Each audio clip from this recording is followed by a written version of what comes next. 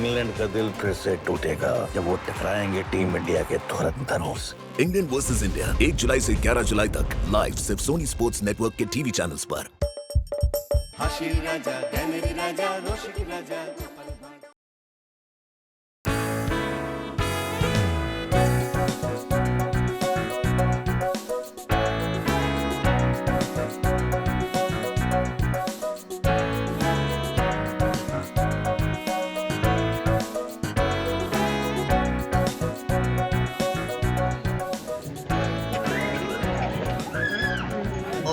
ওখানে ওখানে আবার এত লোক জমেছে কেন? নতুন কোনো মিষ্টির দোকান খুললো নাকি? যাই তো, যাই একবার দেখি গিয়ে দেখি। এই যে দাদা শুনছেন, আপনারা সবাই এখানে দাঁড়িয়ে আছেন কেন? কোনো ওই খাওয়া দাওয়ার ব্যাপারও আছে বুঝি? আরে না না, স্বয়ং ভোলানাথ আমাদের দুঃখ দূর করতে মরতে এসেছেন ছবলানন্দ বাবা রূপ নিয়ে। বলেন কি? তবে আর বলছি কি, উনি চোখে না দেখেই শুধু স্বর্গের দেবতাদের সাথে কথা বলে সবার ইহকাল পরকাল সব ঝরঝর করে বলে দিচ্ছেন। তারপর ওনার হাত দিয়ে একটা ছবল দিচ্ছেন, ফুস, দু একটা তাবিজ কবজ দিচ্ছেন, ব্যাস সবার সব সমস্যার সহজ সমাধান হয়ে যাচ্ছে। ওনার আশীর্বাদ পেতে হলে দিতে হচ্ছে মাত্র 1 টাকা, বুঝেছো? তাই নাকি? বাহ, এ তো অলৌকিক ব্যাপার গো। ভালো ভালো, খুব ভালো, খুব ভালো। মাত্র 1 টাকা দিয়ে এই ভোলা ময়রা যদি ভোলানাথের মানে ওই বাবা ছোবলানন্দের আশীর্বাদ আর তাবিজ পেয়ে যায়, তাহলে এবার ওই মিষ্টির কাটতি বেশ ভালোই হবে। হ্যাঁ, আমিও দাঁড়িয়ে পড়ি। হ্যাঁ, দাঁড়িয়ে পড়ি।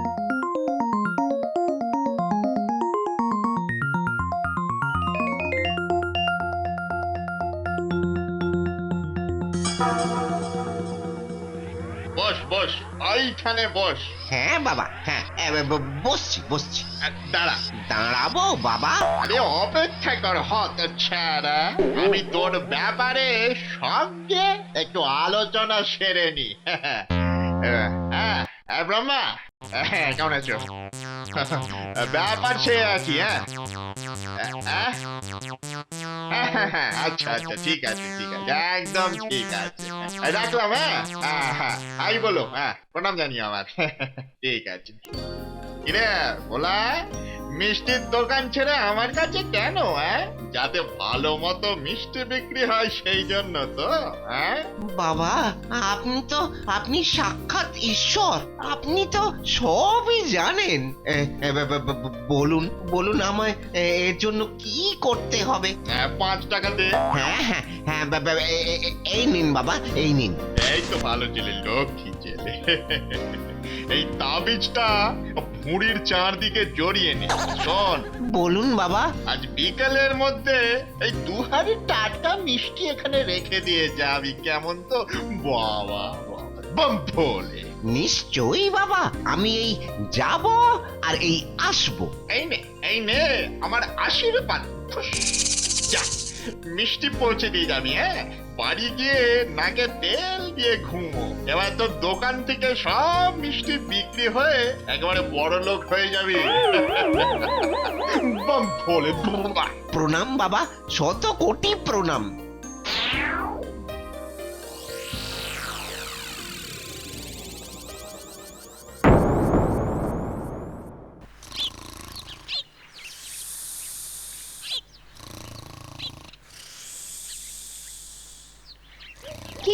কি গো ওঠো, শুনছো?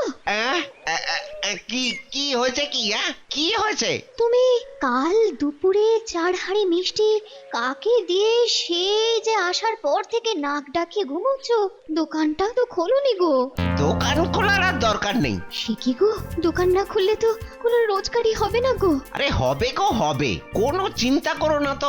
সব মিষ্টি দোকানের ভিতর গুছিয়ে রাখা আছে। তাছাড়া ওই বাবা ছবলানন্দ আমায় বলেছেন কোনো চিন্তা না করে নাক ডাকিয়ে ঘুমোতে। ঠিক সময়েই সব বিক্রি হয়ে যাবে।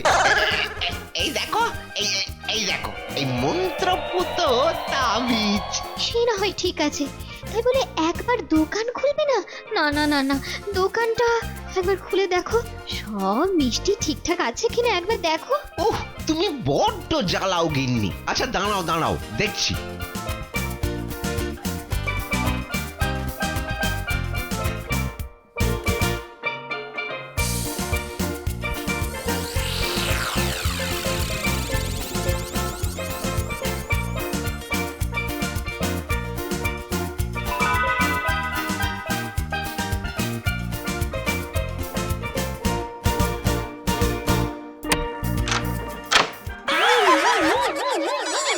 এ কি?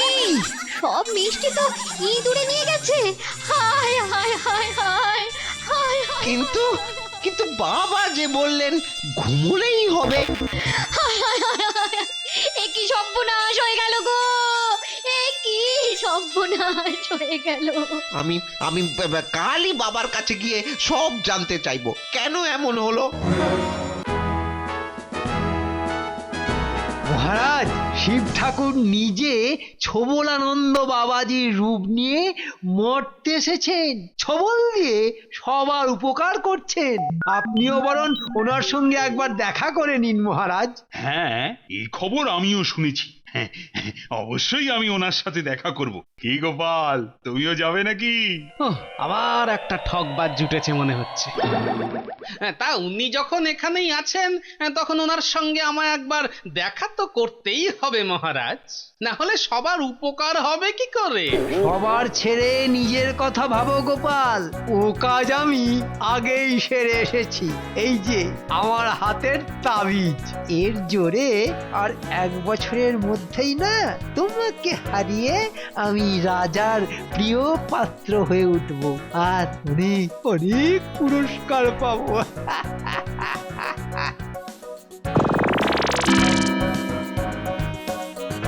50 টাকা দাও মন্ত্রী, তোমার সব ইচ্ছাই পূর্ণ হবে। এই নিন বাবা। তথাস্তু।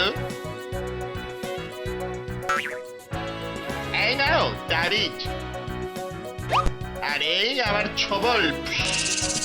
যাও যাও, ওই গোপাল নেপাল কপাল সবাইকে হারিয়ে তুমি জিতবে, আর মাত্র 1 বছরের মধ্যে। যাও যাও, নিশ্চিন্তে বাড়ি যাও। প্রণাম ছোবলানন্দ বাবা। তুমি কি কিছু ভাবছো নাকি মন্ত্রী? কই ইয়ে না তো না তো। হ্যাঁ ভাবছি, হ্যাঁ ভাবছি আমিও আপনার সাথে যাব। কাল সকাল সকাল একবার আমি একাই আগে গিয়ে কলির শিব ঠাকুরের সঙ্গে বোঝাপড়াটা সেরে আসবো। হ্যাঁ,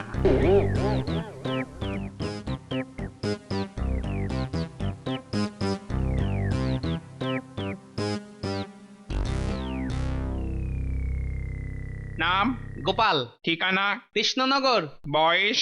পাশের ঘরে যিনি আছেন তিনি তো মহাদেব নাকি? হ্যাঁ, তাতে কি হলো? শোনো, শিব ঠাকুর আমায় দিব্যি চেনেন, এত কিছু লেখার তো কোনো দরকার নেই। তুই যা বলছি স্পষ্টাস্পষ্টি জবাব দে। বল, বয়স কত? ওই হবে 30 কি 50। 30 কি 50? যা হোক, কি দরকার? কিছুই নয়, একবার শুধু পেন নাম করে চলে যাব। যা বেটা, যা পাশের ঘরে চলে যা, বাবাকে বেশি বিরক্ত করিস না। আয় আয়, তোর জন্যই অপেক্ষা করছিলাম আসন পেতে। আচ্ছা মহাদেব, আপনার হঠাৎ এরকম উদ্ভট খেয়াল হলো কেন? আর চোখটাই বা বেঁধে রেখেছেন কেন? দাঁড়া দাঁড়া, সব বলবো। আগে ব্রহ্মার সঙ্গে হটলাইনে একটু কথা বলে নি। হ্যালো ব্রহ্মা। মহাদেব ব্রহ্মা দাদুর সঙ্গে সুতো ফোনে কথা বলছে, ব্যাপারটা কিরকম আজগুবি বলে মনে হচ্ছে না? হ্যাঁ, গোপাল বাবুর বয়স কত বললে? 30? হ্যাঁ, 40? কত? 50? গোপাল বাবু ব্রহ্মা দাদুর কাছ থেকে আমার বয়স জানতে চাইছে। সেই মেলা থেকেই বুঝতে পেরেছি লোক সুবিধের নয়। ভালো করে দেখতে হচ্ছে। এই সমস্যা? না না, বুঝতে পারছি না, সিগন্যালে গন্ডগোল করছে। জোরে বলো। হ্যালো ব্রহ্মা। ব্রহ্মা, হ্যালো। হ্যাঁ, জোরে বলো। ও আচ্ছা, এই তাহলে স্বর্গ, আর ওই হলো কিনা ব্রহ্মা দাদু। আচ্ছা, তুমি ছোবল দিয়ে সবার কপালের লিখন বলে দাও ছোবলানন্দ, কিন্তু এইবার তোমার কপালের লিখন খণ্ডাবে কে? আয় গোপাল, আয় আয়, কাছে আয়, কাছে আয়। কি হলো? আয়। কোথায় গেল? যাগে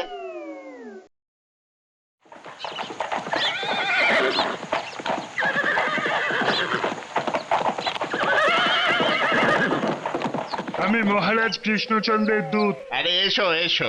মহারাজ, আপনার অলৌকিক ক্ষমতার কথা শুনে আপনাকে রাজসভায় ডেকে পাঠিয়েছেন। বলেছেন ওনার সমস্যার সমাধান করে দিতে পারলে আপনাকে 1000 স্বর্ণমুদ্রা পুরস্কার দেবেন। আপনি আজই একবার রাজসভায় আসুন। স্বর্ণ মুদ্রা? অবশ্যই যাব, অবশ্যই যাব। তুমি গিয়ে মহারাজকে বলে দাও আমরা একটু বাদেই আসছি। ঠিক আছে।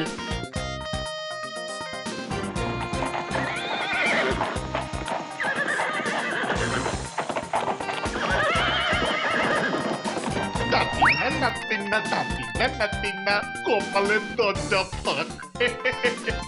এবার পাবো অনেক সোনা। তাই তাই নাই রে, ভাবনা কিছু নাই রে। নান্দিন্দা তিনটা একটু আমার চিন্তা। ওরে, এ তো মেঘনা চাইতেই জল, এটা তো আমরা ভাবিনি রে। ওরে কেবলা, একেই বলে এক ধাক্কায় লাখপতি। প্রথম থেকে কেমন বুদ্ধিটা ফেঁদেছিলুম বল, লোকজন দারুণ মুরগি হয়েছে। যা হোক, আর ওই সুতো ফোনটা দিয়ে স্বর্গে ব্রহ্মার সঙ্গে কথা বলা, কেমন মজা। আর আমরা সবাইকে বলেছি যে 1 বছর বাদে সমস্যার সমাধান হবে। আরে আরে 1 বছর বাদে তো আমরাই পাত্তারি গুটিয়ে কেটে পড়বো। কিন্তু এখন ভাবছি রাজার থেকে 1000 স্বর্ণমুদ্রা নিয়ে কালকেই কেটে পড়বো, বুঝলি? কিন্তু একটা সমস্যা আছে। আবার কি সমস্যা?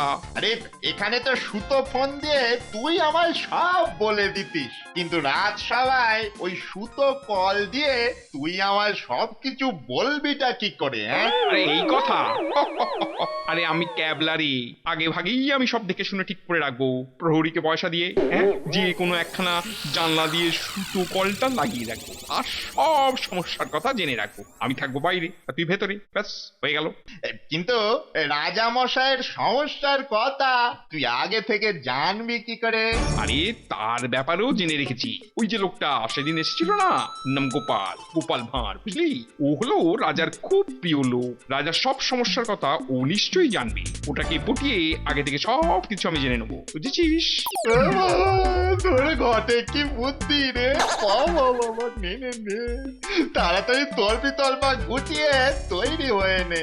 রাজার কাছ থেকে পুরস্কার নিয়ে সোজা ভিন দেশের জাহাজে চেপে পড়বো।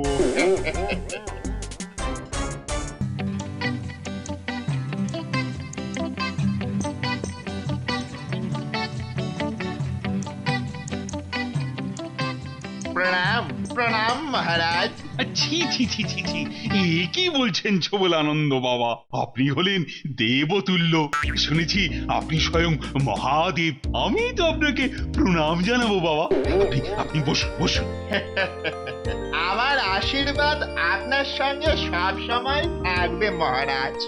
আমি একশো বলেই আপনাকে ছবি, মানে আপনার সমস্ত সমস্যাকে ছবি করে দেব মহারাজ। না না, মানে সমস্যা ঠিক আমার নয়, মানে আমার ওই ভাঁড়ের। হয়েছে কি, তার নাতনির বড় কঠিন অসুখ করেছে। আপনি আপনি দয়া করে তাকে বাঁচান, আর আমার কাছ থেকে 1000 স্বর্ণমুদ্রা নিয়ে যান প্রভু। সেরেছে। জানি জানি মহারাজ, তাই হবে। তাকে ডাকুন তবে। আপনার যেমন মর্জি প্রভু। গোপাল, ও গোপাল! বেটা গোপাল ভাঁড়ের নাতনির অসুখ সারানোর জন্য রাজামশাই আমাদের ডেকেছেন, আর এর মধ্যেই আমি বেটা ভাঁড়কে পটিয়ে সব জেনে নিয়েছি। বস্তার ভিতরে ওর নাতনি রয়েছে। নাতনির নাম আবার কমলা দেবী, বয়স 7 বছর, পাঠশালায় ক্লাস 2-তে পড়ে। এবার ছগলটা ফোন করলেই সব বলে দেবো। তারপরেই পুরস্কার। উপযুক্ত পুরস্কারই তোরা পাবি, সবুর কর। গোপাল, আরে কোথায় তুমি? ও গোপাল! আচ্ছা মহারাজ, তবে আমি শাক্য ব্রহ্মার সঙ্গে একটু কথাবার্তা সেরে নি। হ্যাঁ হ্যাঁ, নিশ্চয়ই নিশ্চয়ই। ওই তো গোপালও এসে গেছে। এই আমার নাতনি। নিন আপনি স্বর্গে কথা সেরে নিন ছোবলা বাবা। Hello hello Brahma. হ্যাঁ সব জেনেছি, মন দিয়ে শোন। গোপালীর নাতনির নাম কমলা দেবী, বয়স 11, আর আরে Brahma Brahma hello hello Brahma Brahma hello. এই রে স্বর্গের সাথে বোধহয় আপনার যোগাযোগ বিচ্ছিন্ন হয়ে গেছে, তাই না ছোবলা বাবা? হ্যাঁ ওরকম একটু মাঝে মধ্যে হয়, সঙ্গ অনেক তো তাই একটু হয়ে যায়। তাহলে ছোবলা আনন্দ বাবা, গোপালের সমস্যা এইবার আপনি দূর করুন। আপনার অলৌকিক ক্ষমতা আমাদের একটু দেখান। হ্যাঁ হ্যাঁ হ্যাঁ মহারাজ। কিরে গোপাল, তোর নাতনির নাম তো কমলা দেবী, তাই না? হ্যাঁ ঠিকই বলেছেন বাবা। তার বয়স 11 বছর, হ্যাঁ ঠিক কিনা? এটাও ঠিক ছোবলা বাবা। তারপর বলুন বলুন বলুন তো, ও কোন ক্লাসে পড়ে? হ্যাঁ তুই আমার পরীক্ষা করতে চাইছিস অধম মানব? জানিস আমি এমন করলে তোকে এমন অভিশাপ দিতে পারি যে তোর ক্ষমা করবেন ছোবলা বাবা। ওই তো আপনার ল্যাংবট ক্যাবলা দাদাও এসে গেছে দেখছি। ব্রহ্মার দরকার নেই, ও শিবেই কাজ হবে। আসুন আসুন ক্যাবলা দাদা। নিন ছোবলা বাবা, এবার ছোবল দিয়ে আমার নাতনিটাকে ভালো করে দিন দেখি। হ্যাঁ হ্যাঁ এই দিলাম ছোবল।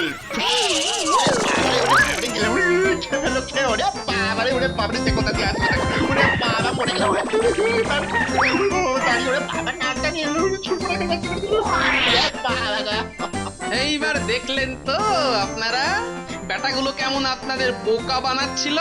শুনুন, তাবিজ কবজ দিয়ে কিচ্ছু হয় না, মানুষকে পরিশ্রম করেই সুদিন আনতে হয়। আমার আগেই মনে হয়েছিল কোনো গন্ডগোল আছে। কই তাবিজ পড়ার পরেও গোপালের লাভ ঝাঁপ তো কিছুতেই কম ছিল না। For more updates, subscribe to our channel, click the show links and enjoy watching the videos.